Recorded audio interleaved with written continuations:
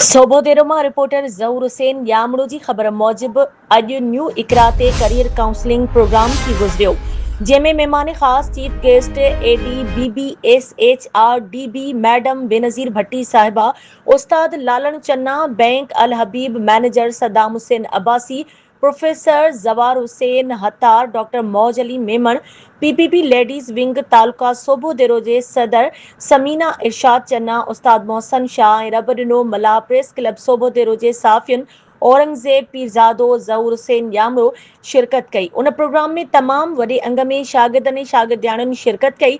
उन मौक़े ते ख़िताब कंदे मैडम बेनज़ीर भट्टी चयो त सोबोदेरो में न्यू इकरा इंस्टीट्यूट बहितरीनु मुनज़िम तरीक़े सां हली रहियो आहे, जंहिंमें मुख़्तलिफ़ कोर्सिस फ्री कराया वञनि था ऐं उन्हनि ॿारनि खे वज़ीफ़ो पिणु ॾिनो वञे थो। उन मौक़े ते आयल सभिनी महिमाननि पंहिंजे ख़्यालनि जो इज़हार कयो। उन मौक़े ते न्यू इकरा जे एडमिनिस्ट्रेटर ज़मीर अहमद आराई आयल महिमाननि जो शुक्रियो अदा कयो ऐं सिंध जी सूखड़ी अजरक ऐं शील्डूं पेश कयूं।